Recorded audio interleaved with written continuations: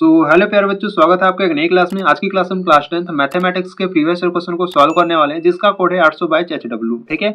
और बच्चों, ये जो क्वेश्चन पेपर आपके लिए बहुत ही इंपॉर्टेंट होने वाला है, इसलिए इसको बहुत ही ध्यान से देखना। अगर आप भी 2025 में बोर्ड एग्जाम देने जा रहे हो तो इस क्वेश्चन पेपर को एक बार जरूर सॉल्व कर जाना। ठीक है। तो देखो बच्चों, यहाँ से अगर हम बात करें इस क्वेश्चन पेपर की, तो ये जो क्वेश्चन पेपर है ये आपका 70 नंबर का है। अगर आप 70 में 70 पाना चाहते हो तो आपको क्या करना है, वीडियो को शुरू से लेके एंड तक जरूर वॉच करना है। ठीक है। और इस क्वेश्चन पेपर को बच्चों आपको 3 घंटे 15 मिनट में सॉल्व करना है। हालांकि ये जो 15 मिनट है, यानी कि ये जो 15 मिनट है ना, 15 मिनट में आपको क्या करना है, इस क्वेश्चन पेपर को अच्छे तरीके से एनालिसिस कर लेना है। ठीक है। और यहाँ पर आपको निर्देश दिया गया है, तो निर्देश को आपको एक बार अच्छे तरीके से पढ़ लेना है। ठीक है। तो बच्चों देखो, यहाँ पर ये जो क्वेश्चन पेपर है ना, इसमें आपके दो खंड है। यहाँ पर एक खंड अ है, एक खंड ब है। ठीक है। तो खंड अ की बात करें तो खंड अ में आपको 20 MCQ यानी कि बहुविकल्पी क्वेश्चन मिलेंगे। ठीक है। और खंड ब में जो होता है ना, वो आपका रिटेन होता है। ठीक है। तो आज की वीडियो में हम क्या करेंगे, खंड अ को पूरी तरीके से सॉल्व करेंगे, और इसमें आपके ऐसे क्वेश्चन है जो हर साल रिपीटेड होते हैं। ठीक है। तो इसलिए बच्चों इसको बहुत ही ध्यान से देखना। ठीक है। तो आ जाओ क्वेश्चन नंबर फर्स्ट पर। देखो, क्वेश्चन नंबर फर्स्ट की बात करें तो क्वेश्चन नंबर फर्स्ट करा है, लस 12, 21 दिया गया है, मस 12, 21 होगा। ठीक है। यानी कि 12, 21 का जो लस है वो 84 आपको दिया गया है, और यहाँ से 12, 21 का आपको मस फाइंड करना है। ठीक है। तो चलो सॉल्व करते हैं क्वेश्चन नंबर फर्स्ट को। देखो, यहाँ से अगर हम बात करें क्वेश्चन नंबर फर्स्ट की, ठीक है, तो देखो बच्चों, यहाँ से जो लॉसा है ना, वो आपको कितना दिया है, जो लॉसा है 12, 21 का, वो आपको 84 दिया गया है। ठीक है। तो यहाँ से हमको क्या करना है, यहाँ से हमको मसा फाइंड करना है। ठीक है। मसा, इन दोनों संख्याओं को हमको क्या करना है, मसा को फाइंड करना है। ठीक है। तो इसका एक रिलेशन यानी कि एक फार्मूला होता है। अगर आपको फार्मूला याद है ना, तो इस बहुत ही आसान तरीके से आप मसा फाइंड कर सकते हो। ठीक है। तो यहाँ से अगर हम बात करें इसके फार्मूले की, ठीक है, तो देखो, इसका जो फार्मूला यानी कि जो सूत्र होता है बहुत ही सिंपल है। ठीक है। सूत्र होता है दो संख्याओं का गुणनफल। ठीक है। सूत्र क्या होता है, दो संख्याओं का गुणनफल, दो संख्याओं का गुणनफल इज इक्वल टू एलसीएम यानी कि लस गुणे एचसीएफ यानी कि मस। ठीक है। तो दो संख्याओं का गुणनफल इज इक्वल टू एलसीएम गुणे एचसीएफ होता है। ठीक है। तो दो संख्याएं आपके पास कौन कौन से हैं, एक 12 है, एक 21 है। ठीक है। तो इनका हम क्या करेंगे, गुणनफल करेंगे 12, 21 का। ठीक है। 12 और 21 का क्या करेंगे, गुणनफल करेंगे, इज इक्वल टू एलसीएम देखो कितना है, यानी कि लसा कितना है, 84 है, और गुणे एचसीएफ यानी कि मस हमको फाइंड करना है। ठीक है। तो 84 इधर गुणा में है, इधर लाएंगे तो बटे में यानी कि भाग में हो जाएगा। ठीक है। और इधर आपका क्या बचेगा, एचसीएफ यानी कि मस। ठीक है। तो देखो, यहाँ पे संख्याएं कट रही है तो काटो, 12 एकम 12। ठीक है। 12 सत्ते 84, और यहाँ से देखो 7 एकम 7, 7 त्रिका 21। ठीक है। यानी कि इसको सॉल्व करने पर कितना आ गया, 3 आ गया, यानी कि जो इसका एचसीएफ है वो कितना आ गया, 3 आ गया। ठीक है।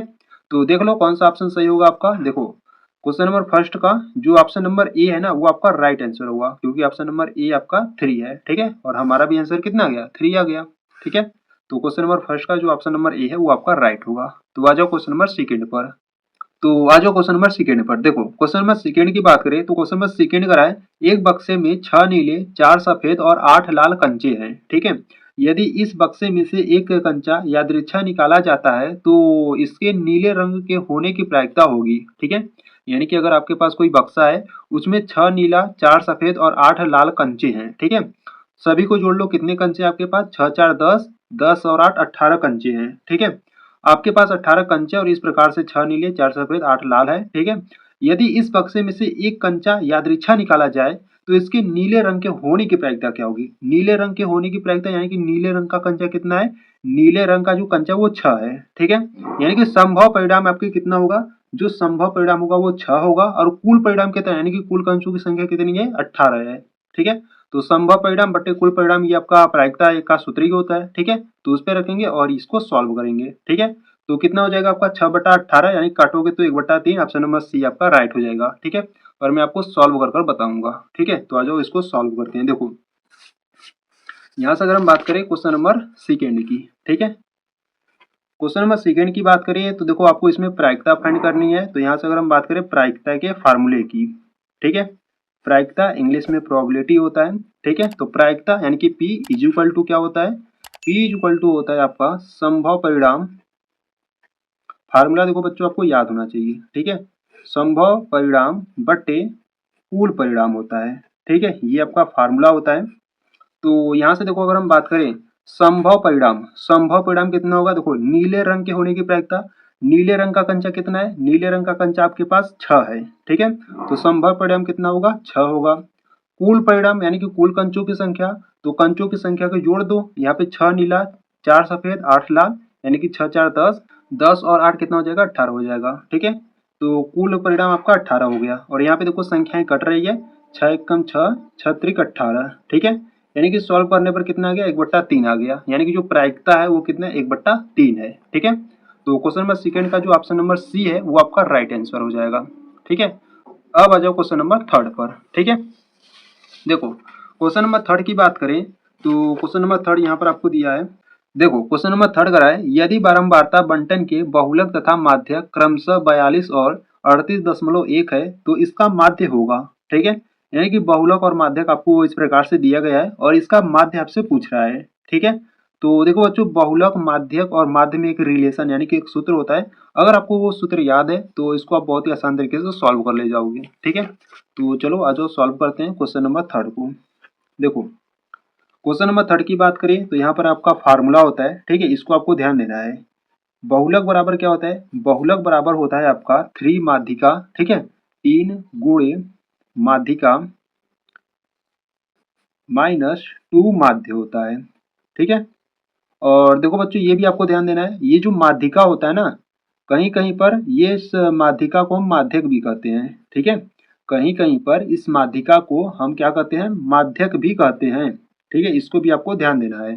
ठीक है, तो यहाँ से अगर हम बात करें बहुलक कितना है, बहुलक आपका 42 है, तो यहाँ पे रखो 42 बराबर में 3 है गुणे माध्यिका की बात करें तो माध्यिका आपका कितना है, देखो माध्यक है या माध्यिका का है एक ही बात है। ठीक है, तो माध्यक कितना है 38.1 है, तो यहाँ पे लिखो 38.1। ठीक है, माइनस 2 माध्यम। ठीक है, और माध्यम को क्या करना है, ज्ञात करना है। ठीक है, तो इसको सॉल्व करते हैं। देखो 42 हो गया बराबर में 3 का गुणा 38.1 में कर देते हैं। ठीक है, तो यहाँ पर गुणा करो, देखो 3 एकम 3, 8 त्रिक का 24 की 4 हासिल लगा 2, 3 त्रिक का 9 2 11 हो जाएगा और 1 अंक बाद है तो 1 अंक बाद लगा देंगे। ठीक है, और माइनस का क्या है 2 माध्य है। ठीक है, देखो ये जो 114.3 है ना, इधर क्या है प्लस का है। ठीक है, इधर लाते हैं तो 42 इधर लाओगे तो क्या हो जाएगा, माइनस का 114.3 हो जाएगा। ठीक है, इज इक्वल टू क्या बचेगा, माइनस का 2 गुणा माध्य बचेगा। ठीक है, तो माइनस 114.3 में से 42 को हटा दो। ठीक है, तो देखो यहाँ पर आपको इस प्रकार से घटाना है। देखो 114.3 है, यहाँ पर कितना है 42 है। ठीक है, पॉइंट जीरो लगा दो इस प्रकार से, इसको क्या करना है माइनस करना है। तो 3 में से 0 जाएगा तो 3 हो जाएगा। ठीक है, दशमलव तो दशमलव लगा दो, 4 में से 2 जाएगा तो 2, और यहाँ पे देखो 11 में से 4 जाएगा तो कितना बचेगा 7 बचेगा। ठीक है, तो इस प्रकार से आपको घटा लेना है। और ये देखो जो माइनस वाला चिन्ह है ना, यानी कि जो माइनस वाला है अंक वो बड़ा है तो यहाँ पर माइनस आ जाएगा। ठीक है, तो घटाने पर कितना आ गया, घटाने पर माइनस का 72.3 आ गया, और इधर गुणे में क्या है आपका माइनस का 2 है, इधर लाओगे तो बट्टे में माइनस का 2 हो जाएगा, बराबर में आपका क्या बचेगा माध्य बचेगा। ठीक है, माइनस माइनस कैंसिल आउट कर दो और यहाँ पे इसको काटो। देखो काटोगे तो 2 एकम 2 और ये 2 36 में 72 होता है और पॉइंट यहाँ पर 3 है। ठीक है, तो 2 एकम 2 पॉइंट लगाओगे तो 0 बढ़ाओगे और 2 पच्चे 10। ठीक है, यानी कि इसको सॉल्व करने पर कितना आ गया 36.15 आ गया, आपका माध्य आ गया। ठीक है, यानी कि जो माध्य है वो कितना है 36.15 है। ठीक है, तो क्वेश्चन नंबर थर्ड को सॉल्व करने पर 36.15 आ गया, तो देख लो कौन सा ऑप्शन सही होगा। तो क्वेश्चन नंबर थर्ड का जो ऑप्शन नंबर बी है वो आपका राइट होगा। ठीक है, आ जाओ क्वेश्चन नंबर 4 पर। देखो क्वेश्चन नंबर 4 की बात करें तो क्वेश्चन नंबर 4 में आपको इस प्रकार से बारंबारता दिया गया है। ठीक है, यहाँ पर आपको वर्ग अंतराल और यहाँ पर बारंबारता दिया गया है, और यहाँ से कहा है उपयुक्त बारंबारता बंटन का बहुलक वर्ग होगा। ठीक है, तो बहुलक वर्ग की बात करिए तो बहुलक वर्ग क्या होता है, जिसकी बारंबारता सबसे अधिक होती है वही आपका क्या होता है बहुलक वर्ग होता है। ठीक है, तो देख लो बारंबारता सबसे अधिक किसकी है, देखो यहाँ पर 7 11 15 18 9। ठीक है, तो सबसे अधिक बारंबारता 18 है, यानी कि इसका जो वर्ग अंतराल है वो 15 से 20 है। ठीक है, यानी कि जो बहुलक वर्ग होगा वो क्या होगा 15 से 20 होगा। ठीक है, तो ऑप्शन नंबर कौन सा आपका सही होगा? ऑप्शन नंबर डी आपका राइट आंसर हो जाएगा। ठीक है बच्चों, ये आपको ध्यान देना है कि बहुलक वर्ग क्या होता है, जिसकी बारंबारता सबसे अधिक होगी वही आपका क्या होगा? बहुलक वर्ग होगा। ठीक है, देखो बारंबारता में सबसे अधिक 18 है, तो 18 का जो वर्ग अंतराल वो 15 से 20 है, तो इसका जो बहुलक वर्ग होगा वो 15 से 20 होगा। ठीक है, तो इस प्रकार से इसको सॉल्व करते हैं। ठीक है, तो आ जाओ क्वेश्चन नंबर 5 पर। देखो देखो क्वेश्चन नंबर 5 की बात करें तो क्वेश्चन नंबर 5 कराए 52 पत्तों की अच्छी तरह से फेंटी गई एक गड्डी में से एक पत्ता निकाला जाता है। एक तस्वीर वाले पत्ते को प्राप्त करने की प्रायिकता होगी। ठीक है, आपके पास एक ताश की गड्डी जो होती है उसमें आपके पास कितने पत्ते होते हैं? 52 पत्ते होते हैं। ठीक है, उसमें से एक पत्ता यादृच्छा निकाला जाता है। ठीक है, और एक तस्वीर वाले पत्ते को प्राप्त करने की प्रायिकता कितनी होगी? ठीक है, तो चलो सॉल्व करते हैं क्वेश्चन नंबर 5 को। देखो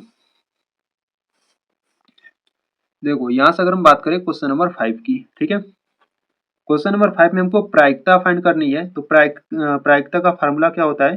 प्रायिकता बराबर, ठीक है, प्रायिकता यानी कि P बराबर क्या होगा? प्रायिकता बराबर होता है आपका संभव परिणाम, ठीक है, संभव परिणाम बट्टे क्या होता है? कुल परिणाम। ठीक है, संभव परिणाम बट्टे कुल परिणाम होता है। तो यहाँ से अगर हम बात करें तो संभव परिणाम क्या होगा? देखो एक तस्वीर वाले पत्ते को प्राप्त करने की प्रायिकता। अब तस्वीर वाले जो पत्ते होते हैं वो आपके कितने कितने होते हैं? 12 होते हैं। ठीक है, तो संभव परिणाम कितने होंगे? 12 हो जाएगा। और बट्टे कुल परिणाम यानी कि जो गड्डी है उसमें 52 पत्ते होते हैं, यानी कि कुल परिणाम कितना हो जाएगा आपका? 52 हो जाएगा। ठीक है, ये पी के इक्वल रहेगा। तो देखो यहाँ पे संख्याएं कट रही है। ठीक है, तो काट दो। यहाँ पे देखो अगर हम बात करें इसको क्या करो ना, 4 से काटो। ठीक है, तो 4 से काटोगे तो 4 तिहाई 12, और इसको काटोगे तो 4 एकम 4, एक बचेगा, ये 12 हो जाएगा, और 4 तिहाई 12। ठीक है, यानी कि इसको सॉल्व करने पर कितना आ गया? 3/13 आ गया। ठीक है, इसको सॉल्व करने पर कितना आ गया? 3/13 आ गया क्वेश्चन नंबर 5 का। तो देख लो कौन सा ऑप्शन सही होगा आपका। क्वेश्चन नंबर जो 5 है वो आपका ऑप्शन नंबर सी आपका राइट आंसर होगा। ठीक है, तो इस प्रकार से आपका जो क्वेश्चन नंबर 5 है बच्चों वो आपका कंप्लीट हुआ। आ जाओ क्वेश्चन नंबर 6 पर। देखो क्वेश्चन नंबर 6 की बात करें तो क्वेश्चन नंबर 6 कराए एक परिमेय संख्या और एक अपरिमेय संख्या का अंतर होता है। ठीक है, अब आपके पास कोई परिमेय संख्या है, एक अपरिमेय संख्या है, उसका अंतर यानी कि घटाने पर क्या मिलता है आपको? ठीक है, देखो देखो यहाँ से अगर हम बात करें क्वेश्चन नंबर 6 की, ठीक है, जैसे मान लो, ठीक है, जैसे यहाँ पर मान लो कि आपके पास कोई परिमेय संख्या है। ठीक है, जैसे 3 क्या है? एक परिमेय संख्या है, और कर्ण में 5 क्या है? एक अपरिमेय संख्या है। ठीक है, देखो ये जो 3 है ये क्या है? एक परिमेय संख्या है। ठीक है, 3 क्या है? परिमेय संख्या है। ये जो करड़ी में 5 है ये क्या है? एक अपरिमेय संख्या है। ठीक है, अब इनका अंतर आपसे पूछ रहा है। ठीक है, इन दोनों का अंतर, यानी कि यहाँ पर अंतर की बात करें तो 3 माइनस √5। ठीक है, अब ये एक क्या है? ये आपको बताना है। ठीक है, 3 माइनस √5 ये क्या है? ये आपको बताना है। ठीक है, तो जो फर्स्ट वाला ऑप्शन है वो करा है सदैव अपरिमेय संख्या, बी करा है सदैव परिमेय संख्या, सी करा है परिमेय और अपरिमेय संख्या दोनों, डी करा है शून्य।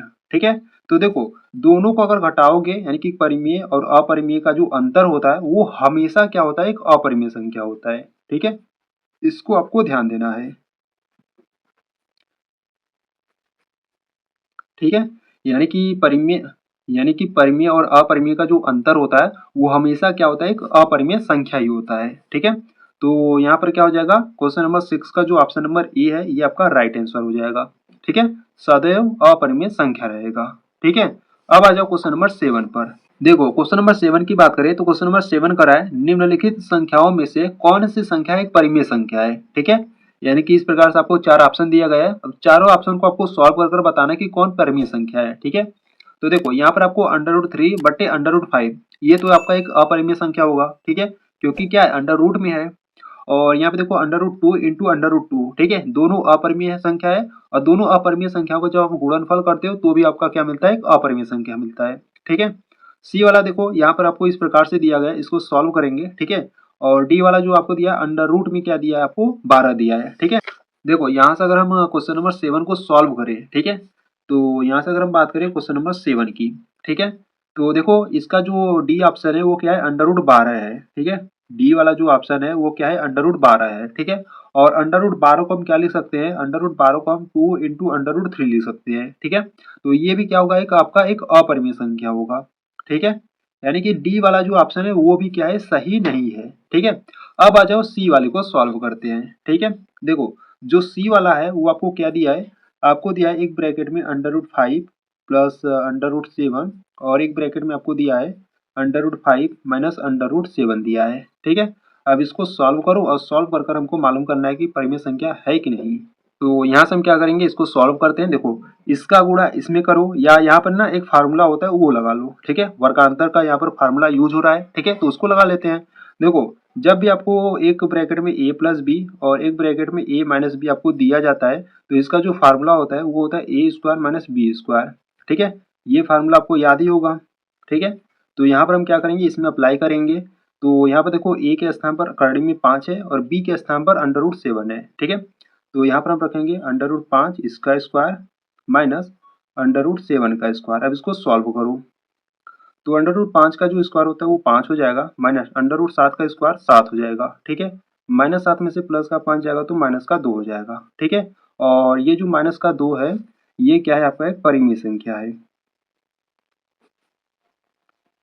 ठीक है, तो ये जो ऑप्शन नंबर सी है ना, ये आपका राइट आंसर हुआ क्वेश्चन नंबर 7 का। ठीक है, तो यहाँ पर जो आपका क्वेश्चन नंबर 7 आपका कंप्लीट हुआ। आ जाओ क्वेश्चन नंबर 8 पर। देखो क्वेश्चन नंबर 8 की बात करें तो क्वेश्चन नंबर 8 का है बिंदुओं a कामा बी और b कामा -a के बीच की दूरी होगी। ठीक है, तो इस प्रकार से आपको दो बिंदु दिया गया है और इसकी बीच की दूरी आपको फाइंड करना है। ठीक है, तो चलो सॉल्व करते हैं क्वेश्चन नंबर 8 को। देखो देखो यहाँ से अगर हम बात करें क्वेश्चन नंबर 8 पर, 8 की। ठीक है, तो यहाँ से आपको एक बिंदु दिया है। ठीक है, यहाँ पर मैं फिगर बना लेता हूँ इस प्रकार से। ठीक है, डायग्राम बना लेता हूँ पहले। तो यहाँ पर आपको एक बिंदु दिया है a कामा बी और यहाँ पर एक बिंदु है b कामा माइनस का है। ठीक है, इसको नाम दे देता हूँ a और इसको भी नाम दे देता हूँ b। ठीक है, तो इनके बीच की दूरी हमको फाइंड करना है। ठीक है, तो पहले तो आपको फार्मूला याद होना चाहिए दूरी सूत्र का। ठीक है, तो यहाँ पर अगर हम बात करें सूत्र की, ठीक है, तो सूत्र होता है आपका दूरी सूत्र का। देखो दूरी सूत्र क्या होता है,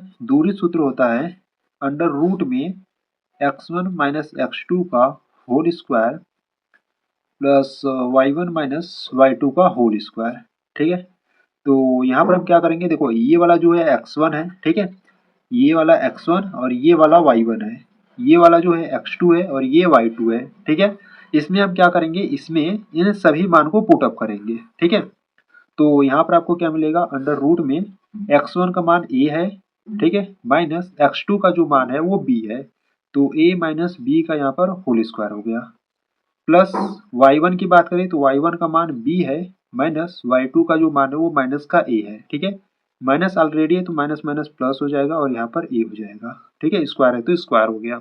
अब इसको सॉल्व करते हैं। ठीक है, देखो यहाँ पर अंडर रूट में a माइनस बी का होल स्क्वायर क्या करो, ओपन कर दो। ठीक है, तो क्या हो जाएगा, a square plus B square minus का 2ab हो जाएगा। ठीक है, और प्लस यहाँ पर b प्लस a कहो या a प्लस बी कहो, ठीक है, एक ही बात है। तो यहाँ पर क्या करो ना, a प्लस बी का होल स्क्वायर ओपन कर दो, तो क्या हो जाएगा, a square plus B square plus 2ab हो जाएगा।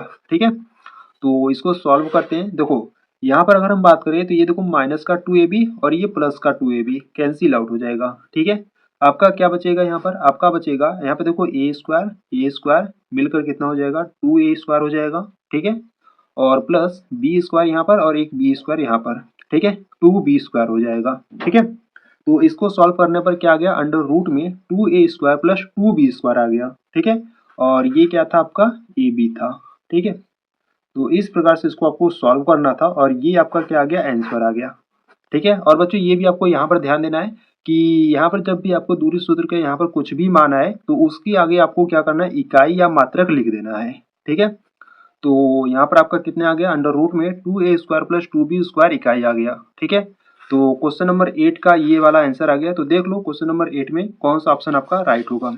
तो देखो क्वेश्चन नंबर 8 की बात करें तो क्वेश्चन नंबर 8 में जो ऑप्शन नंबर डी है वो आपका राइट आंसर होगा। ठीक है, अब आ जाओ क्वेश्चन नंबर 9 पर। देखो क्वेश्चन नंबर 9 की बात करें तो क्वेश्चन नंबर 9 का है द्विघात बहुपद 4x square minus 4x plus 1 के शून्यकों का योगफल होगा। ठीक है, अब आपको इस प्रकार से द्विघात बहुपद दिया गया है और इसमें आपको शून्यकों का योगफल यानी कि अल्फा प्लस बीटा का मान फाइंड करना है। ठीक है, तो चलो सॉल्व करते हैं क्वेश्चन नंबर 9 को। देखो यहाँ से अगर हम बात करें क्वेश्चन नंबर 9 की, ठीक है, तो यहाँ से एक द्विघात बहुपद आपको दिया गया है 4x स्क्वायर माइनस का 4x+1, ठीक है। ये आपको एक द्विघात बहुपद दिया गया है और इसके आपको शून्यकों का योगफल फाइंड करना है, ठीक है। तो फार्मूला क्या होता है शून्यकों का योगफल का, देखो शून्यकों का योगफल, शून्यकों का जो योगफल होता है वो क्या होता है, यानी कि अल्फा प्लस बीटा का वैल्यू जो होता है वो होता है माइनस का b बटा a होता है, ठीक है। तो माइनस b, ठीक है। देखो b का इसमें क्या मान है, a का मान क्या है, ये कैसे मालूम करेंगे। देखो यहाँ से अगर हम बात करें द्विघात बहुपद की, ठीक है, द्विघात बहुपद का जो मानक रूप होता है वो क्या होता है ax² plus bx plus c होता है, ठीक है। इससे क्या करेंगे तुलना कर देंगे, ठीक है। देखो यहाँ पर जो x² का गुणांक है a है और यहाँ पर जो x² का गुणांक 4 है, तो जो a का मान होगा वो 4 होगा, ठीक है। और x का गुणांक b है और यहाँ पर जो x का गुणांक वो माइनस का 4 है, यानी कि जो b का मान होगा वो माइनस का 4 होगा, ठीक है। c आपका अचर पद है और एक यहाँ पर अचर पद है, यानी कि c का मान 1 होगा, ठीक है। तो इस प्रकार से हम a b c का मान फाइंड करते हैं, ठीक है। तो यहाँ पर अगर हम बात करें तो देखो alpha plus beta is equal to, minus है तो माइनस लगा लेते हैं, b का मान देखो क्या है, b का मान यहाँ पर माइनस का 4 है, ठीक है। देखो यहाँ पर मैंने निकाला है, ठीक है। b का मान क्या है माइनस का 4 है, बट्टे a की बात करें तो a का मान क्या है 4 है, ठीक है। अब इसको सॉल्व कर लो तो माइनस माइनस तो प्लस हो जाएगा और 4/4, 4 एकम से कट जाएगा, ठीक है। यानी कि अल्फा प्लस बीटा का मान कितना आ गया, यानी कि शून्यकों का जो योगफल है वो कितना आ गया 1 आ गया, ठीक है। तो क्वेश्चन नंबर 9 का जो आंसर है वो 1 आ गया, देख लो कौन सा ऑप्शन सही होगा। तो क्वेश्चन नंबर 9 का जो ऑप्शन नंबर ए है वो आपका राइट होगा, ठीक है। अब आ जाओ क्वेश्चन नंबर 10 पर। देखो क्वेश्चन नंबर 10 की बात करें तो क्वेश्चन नंबर 10 का है रैखिक समीकरणों के एक युग्म x minus Y equal to 8 है, ठीक है। और यहाँ पे दूसरा समीकरण है 3x minus 3y equal to 16 के हलों की संख्या होगी। यहाँ पर आपको दो इक्वेशन यानी कि दो समीकरण दिया गया है, ठीक है। और यहाँ पर आपको क्या करना है, इनके हलों की संख्या आपको बतानी है, ठीक है। तो चलो क्वेश्चन नंबर 10 को सॉल्व करते हैं। देखो यहाँ से अगर हम बात करें क्वेश्चन नंबर 10 की, ठीक है। तो क्वेश्चन नंबर 10 में देखो बच्चों यहाँ से जो पहला समीकरण है वो x minus Y is equal to 8 है, ठीक है। और यहाँ से जो सेकेंड वाला समीकरण है वो है 3x minus 3y is equal to 16 है, ठीक है। ये आपका समीकरण नंबर 1 है, ये आपका समीकरण नंबर 2 है, ठीक है। तो यहाँ से पहले हम क्या करेंगे, तो यहाँ से पहले हम a1 b1 c1 a2 b2 c2 का मान फाइंड करेंगे, ठीक है। तो यहाँ से अगर हम बात करें a1 की तो यहाँ पे देखो x का गुणांक यहाँ पर कुछ नहीं है तो 1 लेंगे, ठीक है। जब गुणांक कुछ भी नहीं रहता है ना तो वहाँ पर हम 1 लेते हैं, ठीक है। तो a1 का मान क्या हो जाएगा 1 हो जाएगा, ठीक है। b1 की बात करें तो b1 का मान देखो y है सिर्फ है, ठीक है। तो इसका गुणांक कुछ नहीं है तो 1 ले लेंगे, ठीक है। तो b1 का मान माइनस का 1 हो जाएगा। और c1 की बात करें तो c1 का मान क्या है 8 है, ठीक है। इसी प्रकार हम क्या करेंगे a2 ज्ञात करेंगे, तो a2 का मान यहाँ पर 3 है। B2 की बात करें तो B2 का मान माइनस का 3 है और C2 की बात करें तो C2 का मान यहाँ पर 16 है, ठीक है। अब हम क्या करेंगे इन अनुपातों का रेशियो फाइंड करेंगे, ठीक है। यानी कि क्या A1 बटा A2 को फाइंड करेंगे, तो A1 का मान 1 है बटे A2 का मान 3 है, यानी कि इसको सॉल्व करने पर 1/3 आ गया, ठीक है। इसी प्रकार हम क्या करेंगे B1 बटा B2 को फाइंड करेंगे, ठीक है। तो जो B1 का मान है वो माइनस का 1 है, सॉरी माइनस का 1 है और बट्टा B2 का जो मान है वो माइनस का 3 है। माइनस माइनस काट दो तो सिर्फ आपका बचेगा 1/3, ठीक है। इसी प्रकार C1 बटे C2 को फाइंड करेंगे, तो देखो C1 का मान 8 है बटे C2 का मान 16 है, ठीक है। तो 8 एकम 8, 8 दूना 16, यानी कि C1 बटे C2 को सॉल्व करने पर यानी कि इसका जो अनुपात है वो 1/2 आ गया, ठीक है।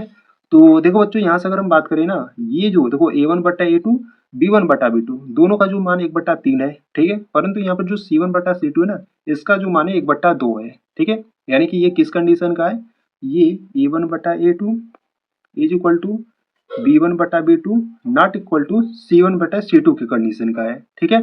तो जब इस कंडीशन का होता है ना तो इसका कोई हल नहीं होता है, ठीक है। जब भी आपको इस कंडीशन का मिलता है तो इसका क्या होता है, इसका जो युग्म होता है इसका कोई हल नहीं होता है, ठीक है, कोई हल नहीं है, ठीक है। तो क्वेश्चन नंबर 10 को सॉल्व करने पर हमको ये कंडीशन मिला और ये जो कंडीशन होता है इसका कोई भी हल नहीं होता है, ठीक है। तो देखो क्वेश्चन नंबर 10 का कौन सा ऑप्शन सही होगा, क्वेश्चन नंबर जो 10 है ना उसका जो ऑप्शन नंबर बी है वो आपका राइट आंसर होगा, ठीक है। तो यहाँ पर आपका जो क्वेश्चन नंबर 10 है बच्चों आपका कंप्लीट हुआ।